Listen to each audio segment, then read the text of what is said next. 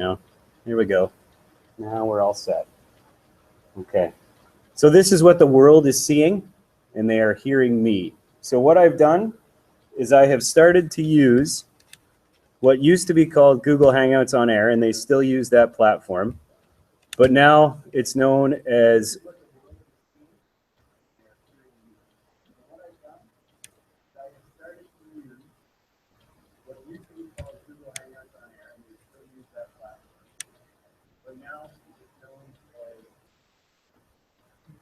Simple Solutions. Simple Solutions. All right. I'll keep it there for a little while longer because I know some people are catching that.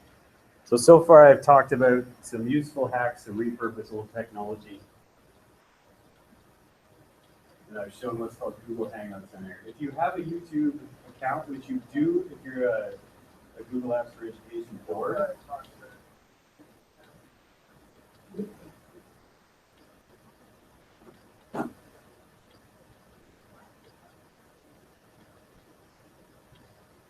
ta-da.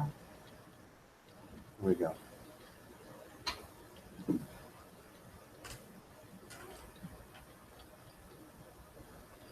Right. If you're a Google Apps for Education board, you have a YouTube account, you have access to YouTube live events. So if you're gone for a day and you need to post a video of your lesson to the classroom, you can do that. So the supply teacher could just say, it looks like your teacher has left you a screen captured lesson for you to follow. Please watch it. Or you can say, I'm going to be away tomorrow, and in the tradition of the flipped classroom, your work tonight is to watch the lesson for tomorrow, follow some of the steps, and come to class ready to work in the morning. That's if you have a very nice, reliable Wi-Fi connection, which we do in the Upper Granmore. We're fortunate enough to have a fairly decent Wi-Fi. Come on in. Connection. Okay, give me a thumbs up if you have accessed one of these two presentations up here. Good? Anyone still getting there? Thumbs up. Still getting there? Alrighty. So, some people hear horror stories about teaching in a GLE classroom. And I can understand that. It's a very dynamic classroom. They're very challenging personalities.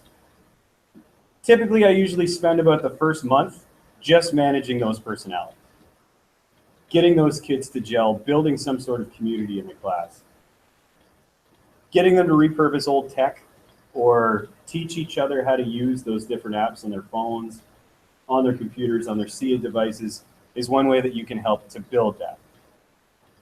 So, if anyone's ever worried about teaching GLE, or for that matter, bringing BYOD devices into the classroom, you can attach certain apps directly to learning skills in the classroom, like collaboration, responsibility, organization, the skills in the report card. Some of the apps that you'll see today are Evernote, which is the elephant there, Google Drive, which some of you are familiar with. How many people are at Google in a Google board here? Okay. Great. So there are many Google examples here. There are also non-Google examples that people can use if you don't want to use the Google examples. There's also, it goes from slightly complicated to a range of very simplified. So we have Read and Write. We have something called a Screenshot Reader, Google Drive. This is Nimbus Screenshot, G-Tasks. This is the old school Google Task, just that task pop-up that comes out in your Gmail window, which I still use. And then, of course, Google Keep here, which keeps giving me those handy reminders. Okay. Great.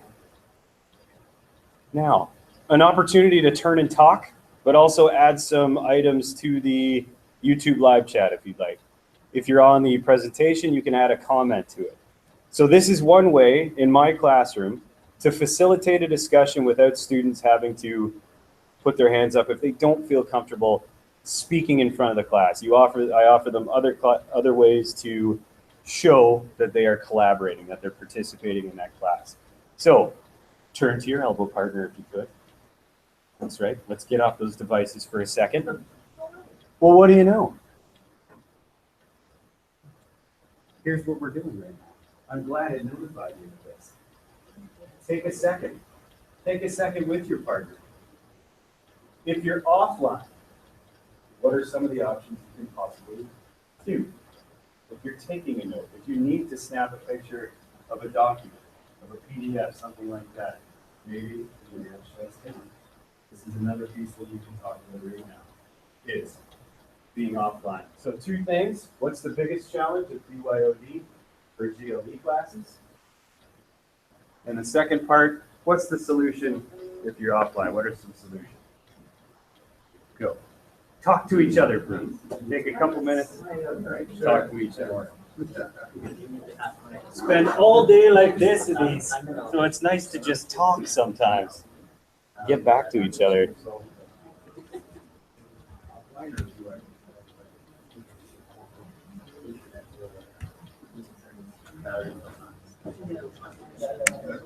Danny Costello, successful test.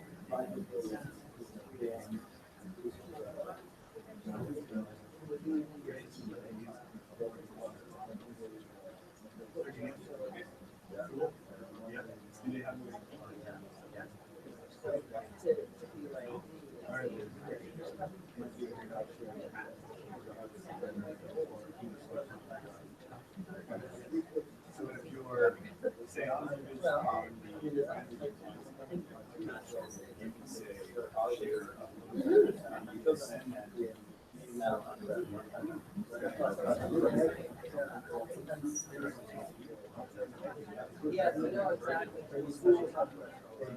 Yes.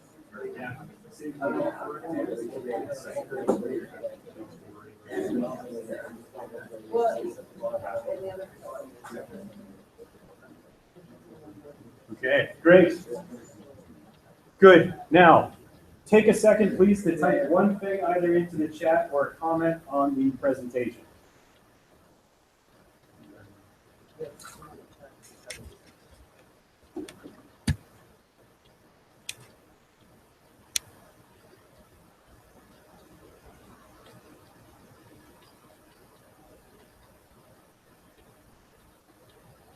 Thumbs up if you're on the YouTube live chat. A couple people. Good. Super. BYOD, what if not all kids can afford it? Very good. Yeah. Great. Yeah, we talked about hacking into old devices, right? Getting that done, repurposing an old computer. Go talk to the tech guy in the school if you can, the computer teacher. They might have a pile of them. The board office might have a whole bunch of dirt books sitting in that large storeroom in the back that they're just not using anymore. You go through that process, right? Troubleshooting, excellent. Yes, a skill that I worked directly into my first week of learning strategies is troubleshooting multiple devices. That also builds resilience in the students. What it does is they can then go into other classrooms and be the teacher in those classrooms, especially in those academic level classrooms or the ones with a lot of writing that they're not traditionally very confident in. They become the experts to people, to other students that are freaking out about their Wi-Fi not working. They can go through that process, that step-by-step process of troubleshooting it.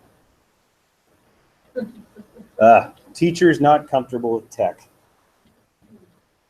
Well, you're in luck. You're in luck. Because according to this presentation, you pick one thing like Google Keep and just use it. Learn one thing. Play with it every day. And if you just end up using that one thing in GLE or a BYOD classroom, they'll teach you a lot of stuff too. As long as you know a couple of things going in. Hopefully that'll help today. Holy jumping, look at that. Okay.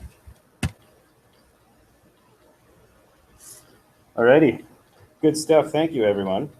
That's great. Oh, wonderful. So the big black thing that you're supposed to see at the top of the page now is Evernote giving me a reminder saying, talk about G tasks and simple checklists. But it's also telling me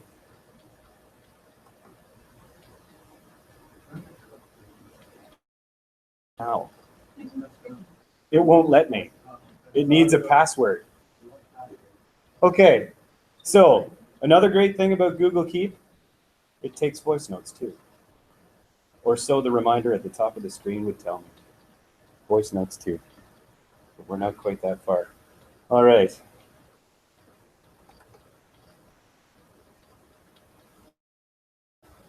Let's step back for a second.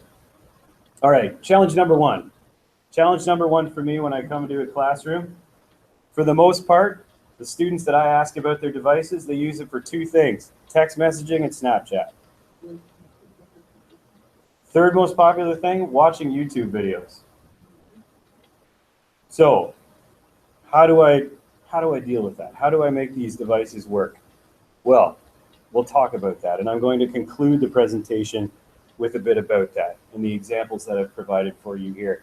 The second piece, how can we make the smartphone smart again? Was it ever smart? And that's what I look at as challenge number two. Any kind of those resiliency pieces, students using these properly, if they're practicing these sort of things in the classroom. Also, if I am evaluating, if I'm assessing them every week on using something like Google Keep, then hopefully that reinforces it, the use in the classroom. All right. I've already asked a number of people, are you a Google board? Because there are possibilities if you are. There's many possibilities if you are. Absolutely.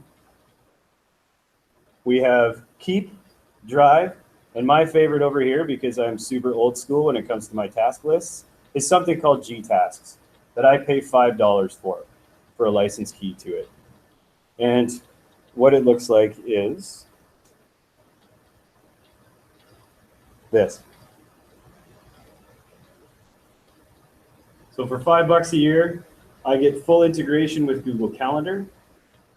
I get full integration with the school calendar, and everything for my day pops up in this list on priority sequence, which is great. I can also bring it down to, instead of everything, just my events list. So I don't get the entire school calendar on the day. I can just get my things for today. I know that I had to bring my iPad this morning. So luckily my phone, which is in my pocket, reminded me of that. But if I was sitting at my computer, I could have entered it into my task list in Gmail and it would have synced that way. I could have entered it on my iPad using GTasks app here, and it still would have given me the reminder on my phone. So that's the ease of access for students, is having it wherever they're sitting. If they're on a Chromebook at the time, if they're on their iPad at home, it's there, and it syncs automatically. All right.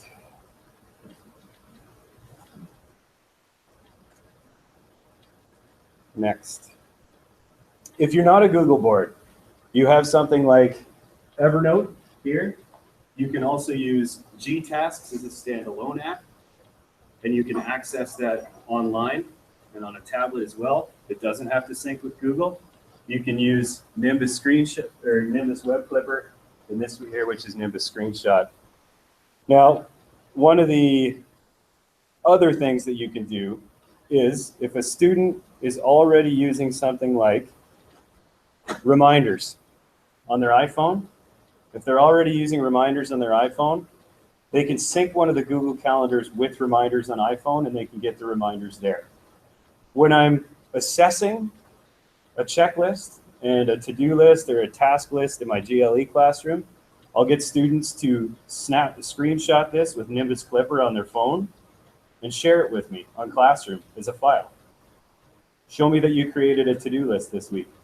It's easy for them to do that on Google Keep and share it with me, but this is the way that I get them to show me how they've done it on an iPhone. If they're already comfortable with using reminders, I don't want to throw another app at them and say, use this right now, stop using reminders altogether.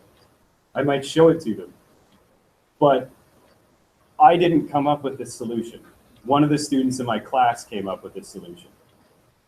She said, oh, all I'll do is just, I'll screenshot it, and then I'll send it to you every week. So that's what I mean about learning from those students, is once you put that power in their hands, they'll teach you a lot of things. So I found this really handy. Google Keep. Google Keep.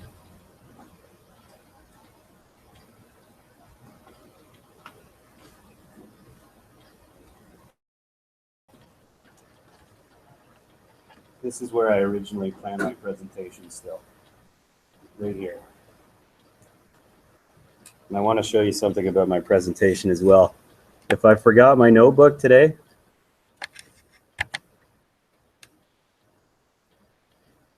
I took a picture of it in Google Keep just in case I needed to follow along with my presentation. I had the notes on here. So if I left my notebook at home, there it is.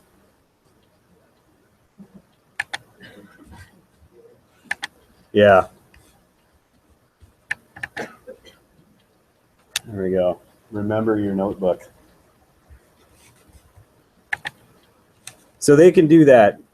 If they're doing a note in class, I will encourage students to take a picture of a note or take a picture of a PDF handout from another class, and we can do a lot of powerful things with that PDF that I'm going to show you in a bit on the desktop here.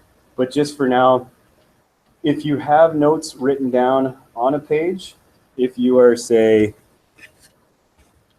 you take a picture, this is about the closest to a handout I can find, but it's got something called grab image text. Does anyone have Google Keep on their phones already? Yeah? If you have an Android, it's a native app that lives on your phone. If you don't, you can get it through the App Store. So I highly recommend that you download Google Keep if you have a second right now and try it out. Try out some stuff. You can add labels to your notes. And I was just talking to Liz at the back there, and Liz and I were talking about using Google Keep as a portfolio builder in an art class. So if they find some images online, they can save those images to Google Keep right off of their phones. They can attach the link to it as well, so you can add it to a bibliography later, so you don't have any citation issues. And you can label it and share this entire label with a teacher. Say, this is my online portfolio, this is my online connection. And as a teacher, I can see that they're adding to that. We did something called Get It Together Thursdays, which was time that students had to work on homework from other classes. And all they had to do was show me in some sort of way that they were doing work for that week. There were a few more layers to it. I did talk to the other teachers and the students in the class to find out what projects were going on. So I was being proactive about that to make sure that the students were being accountable.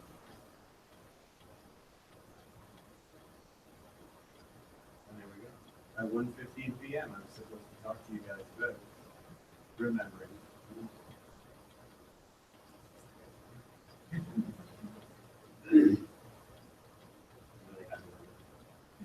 That's good. This? Yeah. For some reason, notifications weren't on here. So if I would have had my iPad open, you would have seen.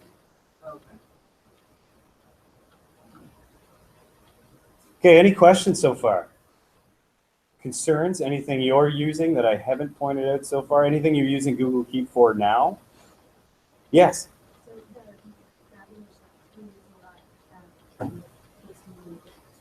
Great. Because when you grab the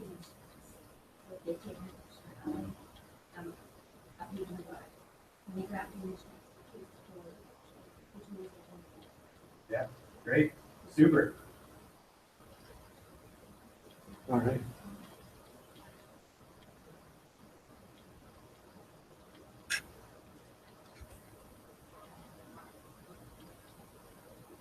Okay, we're going to take a look at Evernote now. Oh, no, we're going to take a look at this, but I just turned the volume down and I'm getting a lot of feedback. So you can do something called voice notes. So if you're in a hurry and you don't want to write something down, you can take a voice memo about it. And then you can play that voice memo back to yourself later.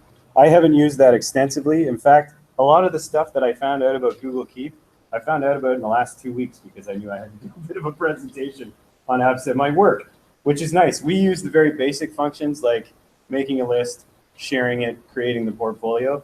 But these things like the text, finding the text, was something that I just found out. So through playing with it, you can find out a lot of these cool functions, and students will share those with you as well. Alrighty, does anyone have Evernote on their phones, tablets? No? Okay, so Evernote is another notebook that's very handy to use. And I have included the notes that I need for today under a label in Evernote, just like you can do in Google Keep, entitled Connect. So I could filter it down, find it easily, get back to it. I don't know about the sharing options. I haven't done much sharing within Evernote because we are a Google board, but it's an option if you're not a Google board or if you don't want to do anything Google, because there's some people that are just completely against Google. And I understand. I understand. But it is useful. And this is handy for me because the next piece I was going to talk about was something called G-tasks, or what I use on a pretty regular basis. And it also gives me an opportunity to highlight a few options of Evernote. You can take notes with your hand. If you like drawing on your screen, this was not my 7-year-old son that wrote this, no. This was me. But it gives me an opportunity to write something down. So I know what I wanted to say in my presentation to you. And I wanted to make sure that I had that on there. So for those who still like a simple checklist, there's my screen capture of G-tasks.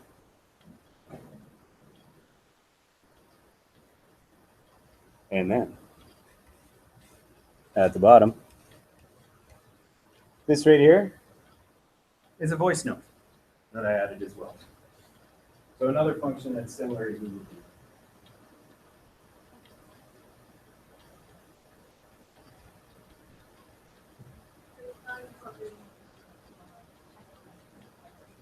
This?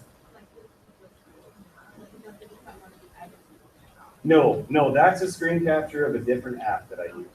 So as a part of my presentation, I screen captured G-tasks, which I showed you before on my iPad. And this just gives me a little reminder of why I wanted to talk about it, which as an audio issue right now, something's happening. I don't know what. Well, I do know what, and there's not much I can do about it. So that's okay. It's okay.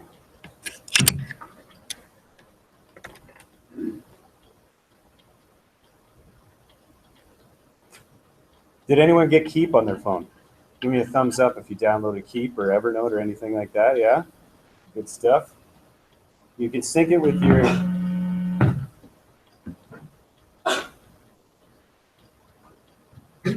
Google account and have some functionality that way.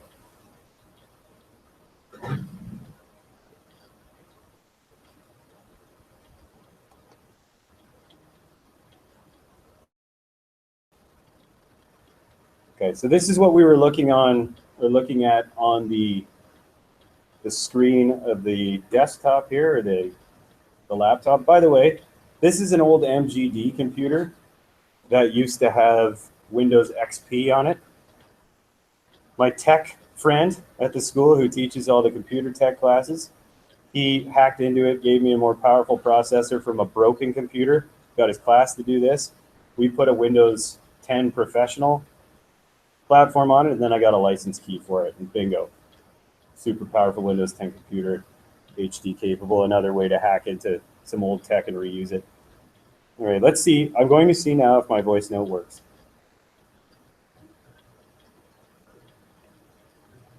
Your task list, you prioritize.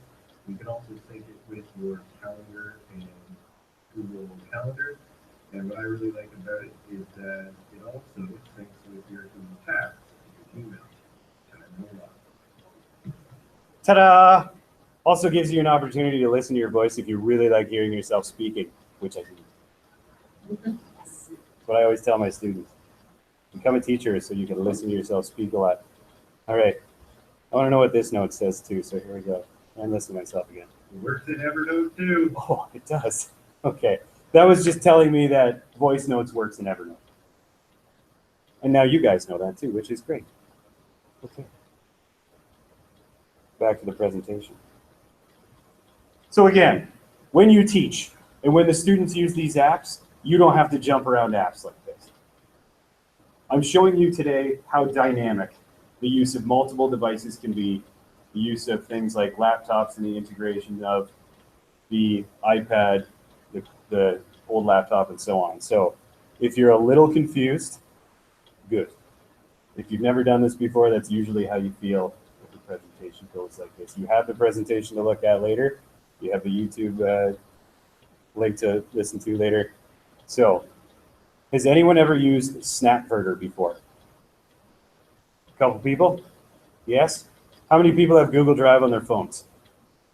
Yeah?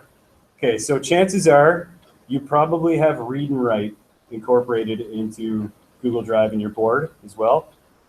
So Snapverter is a folder within Google Drive that helps turn regular PDF documents or images into OCR readable documents for students. Right.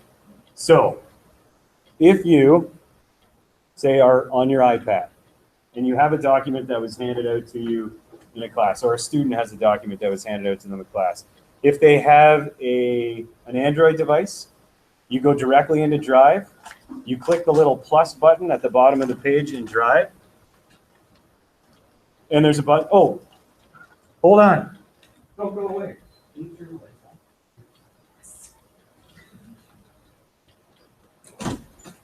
Simple solutions. So if you have a piece of paper with you, set it on the table if you have Google Drive in your phone. On an Apple device in Google Drive, what it is the plus button gives you some options at the bottom here. Yours would be use camera. Use camera. Yeah. You're not going to get Snapverter? It's true. Yeah. Download it as a temporary. Right, absolutely. Yeah, which is why I said is anybody with a Google board, right? To unlock the power of Snapverter. I don't know what there is. Evernote used to have something called Clearly. That was a great OCR piece, but I know Microsoft, we just saw one that Microsoft has as well, right? But they got rid of Clearly, which is a real pain in the butt. So anyways, if you click use camera, you can take a picture of a document, and then if you have, say, if you're in Drive and you find the Snapverter file,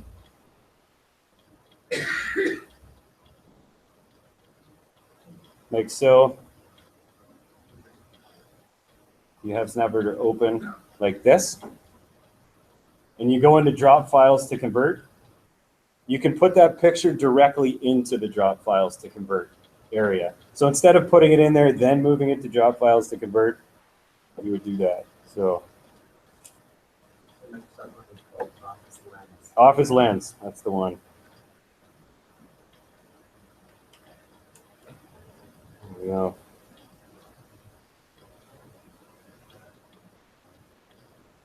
And then I click use photo.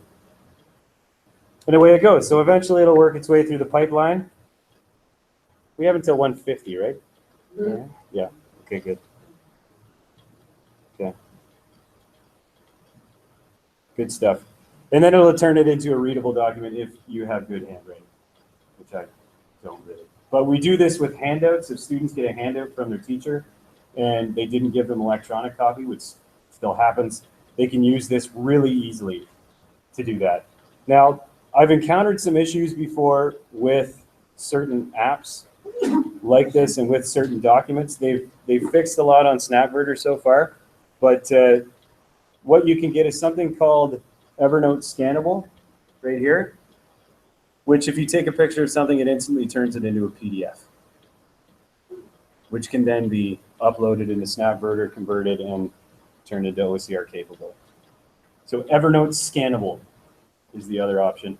Great thing about Evernote Scannable as well, anything that you upload, if it's synced with your Evernote account, it goes into your Evernote notebook.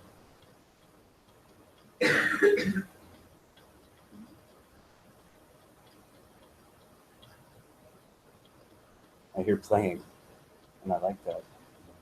This is great. It's either that or people are bored and emailing someone right now, which is fine.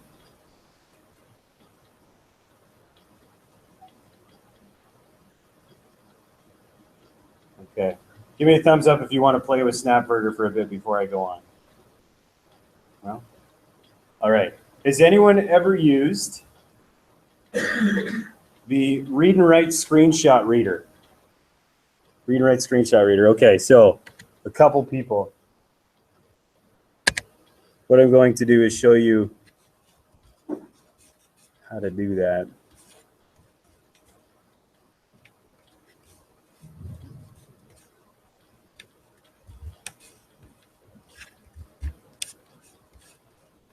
Done.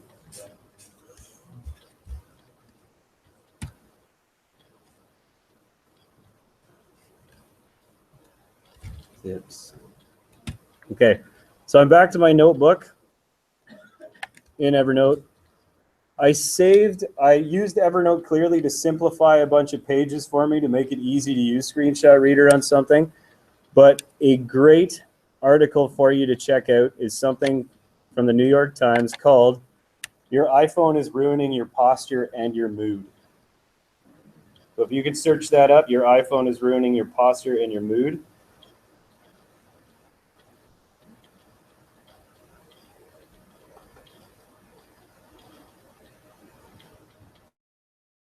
It looks like this. So it talks about the effects of us on our digital devices and how much time we spend with our necks down.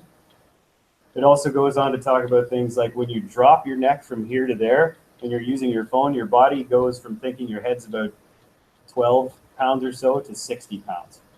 So the pressure on everything in here, everything in your neck, when your head drops down, your body goes from thinking your head is 12 to 60 pounds. So all that pressure goes on it. It's a wonderful article. But I ran into an issue with this article when I was trying to use Snapverter on it, that I couldn't get the simplify function to work. So I couldn't get it. If I opened it in the New York Times page like so, and I was using read and write, if I click on my little puzzle piece and the read and write toolbar comes down, is there something called simplify, which will take the ads out? And it popped up and said this. So I'm glad I tested it before my class, because I had to figure out how to make this work. So there's two ways you can solve that. One of them is you can use Screenshot Reader, which is that icon there, and just pick text. And I think I have Australian Karen set up right now, but I'm not sure. Oh, you would hear her reading right now. And you can change the settings by going to the gear there. I have it on the fast setting. There you go.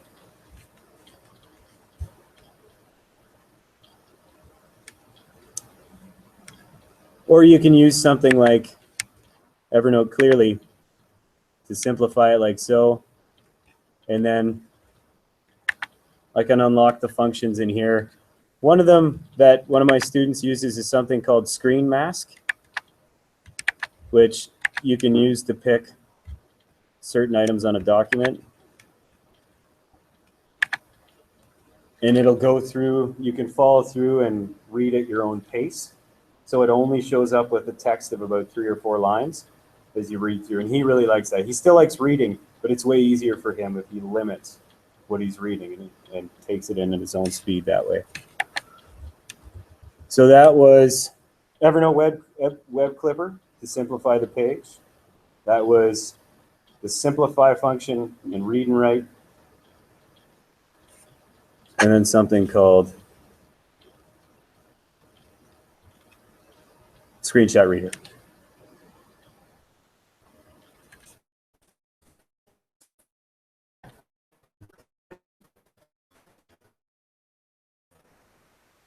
Stuff.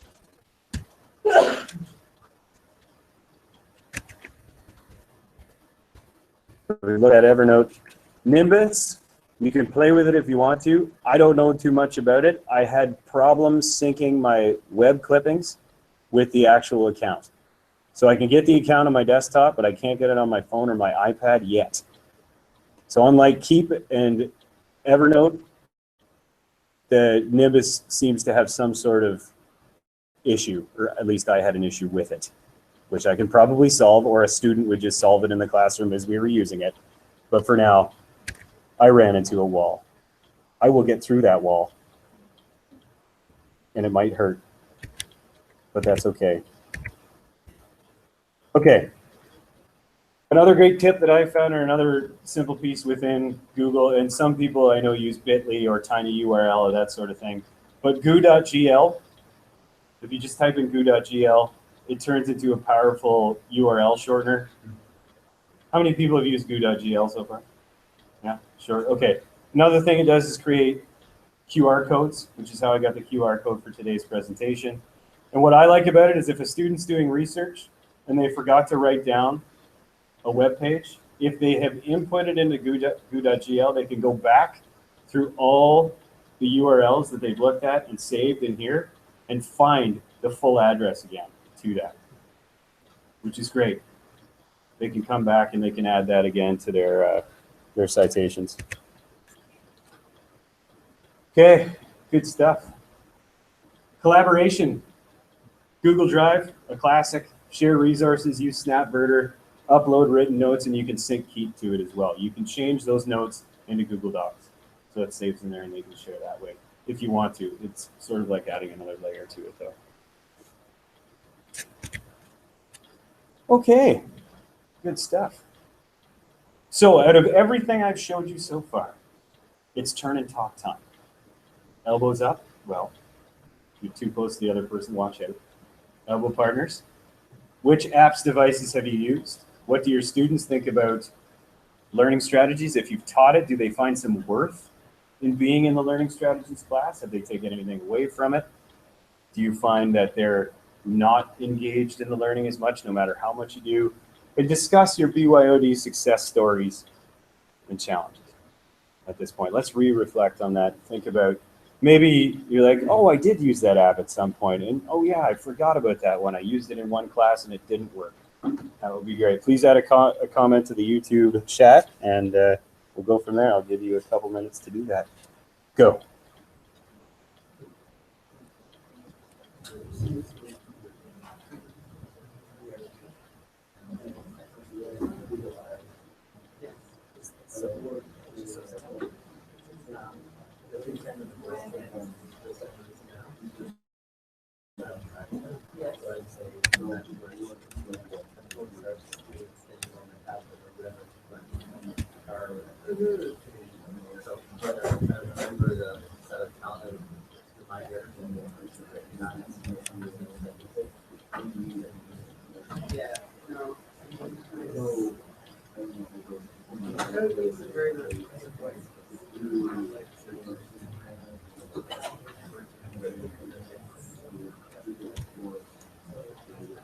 Tanya? Danny? Yeah. How is GTEX different from calendar?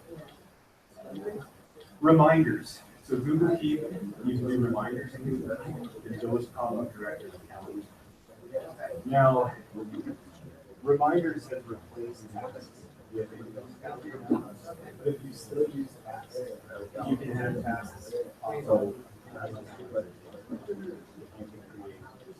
However, you can create you can give reminders in the task quite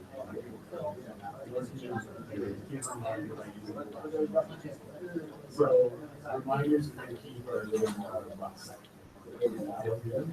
There is tasks that are, and I see that's doing 3 tasks last year. And it's not as much. Yeah, good question. As you said, Yeah, for sure.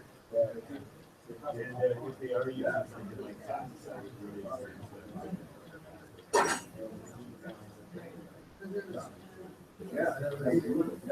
Yeah. Reminders has a few functions that I haven't really cleared out on my phone, and I'm sure there's some more stuff to it, because you can take pictures of reminders. Yeah.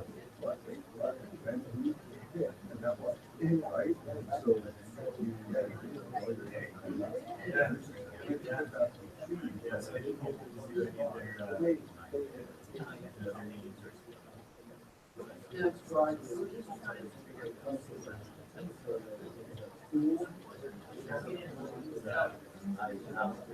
yeah. Yeah.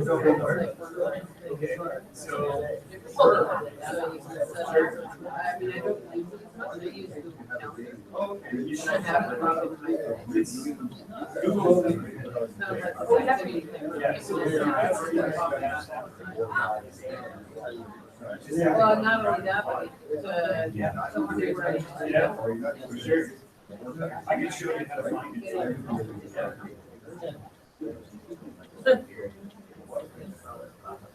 All right. I just turn out, my computer.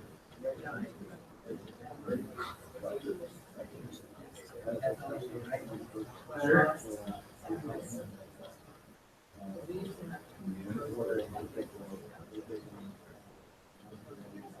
Oh, yeah, sure.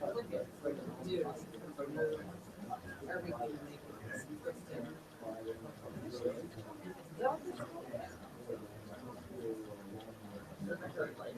Yeah. No, it could actually, yeah, so we could actually, I mean, you take off this, and you just make it a text. So, like, you know, my visualization. Just kind of get the text, which made it also easier to read, to record it and then make it's not every time, especially with like newspaper articles. It'd be like TV or. What are we reading? I think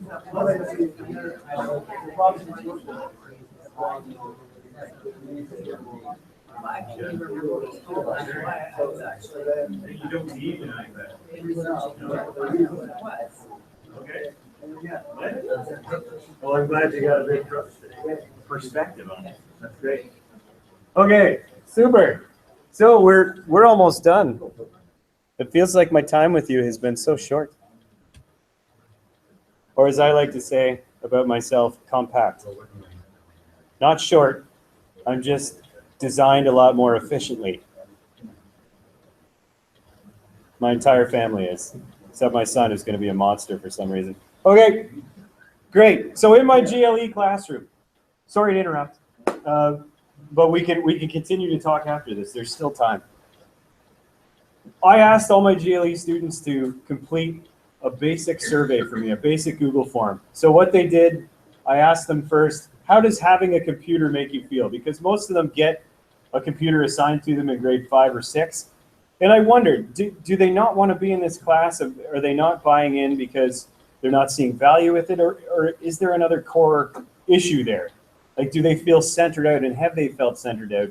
So is the best thing to do with those students to stick them into a classroom with other kids who've been centered out in a new high school in grade 9 and go, oh, by the way, here's all those kids who are taking GLE. Look at us, we're in one classroom together. But, so I was really interested because what they demonstrated on the computer and what they told me about their computers were two different things that I saw when I did assessment. So I'm constantly thinking about how to improve after 7 years and reach these kids. So 71.4% of the kids said, yeah, it helps me learn. Did I see a lot of that evidence? No, when I was in there, which is why I wanted to see about multiple platforms and how that worked. So next, I use my computer all the time in every class is 25%. They're supposed to be allowed to have their computers in every class. Some teachers are still telling them they can't have them in those classes. So a big part of my GLE class is that they learn to talk to teachers in a professional way. And their final project is to create a self-advocacy project, a sit-down and discussion, and a presentation showing a teacher how they use it to enhance learning. And then they sit down in an interview with me and we go through what that would look like. And finally, this one, how does being in learning strategies make you feel? Well, 92.9% of the kids said, great, I'm glad I'm with other students with an IEP. So again, I'm still on this quest to figure out what's going on. And to see, is it the device? Is it the experience? Is it the student? Does this branch out to BYOD? Or what are the kids looking for? So I'm going to decide this. They must be getting something out of it.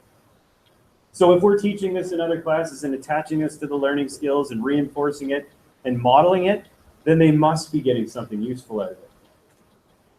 They have to be. That's also the optimist in me, thinking that, yeah, this stuff I'm teaching is getting through. But where do we go from here? If that's it, where do we go from here? So could these apps be helpful in learning strategies? I know we only, well, actually we're done and they're moving on to the next person. Would you use any? Which apps would your students use? You can continue on with the live chat. You can follow along with this. And I'm going to revisit the questions I had at the beginning. So how do we make devices seem useful to students? Integrate and model their use in classes. So work it in as part of the assessment. And as I'm up there, I will actually use things like Snapburger in front of them. I will use things like Screenshot Reader. So they feel like it's not something for someone with an exceptionality or an LD, but it's something that I use as well. How can you help make the smartphone smart again? Discover and use apps that bridge platforms. Thank you for your time today. I'm Matt.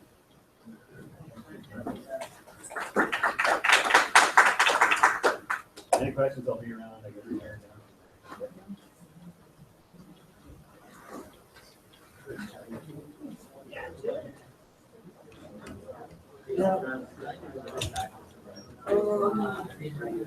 No, actually.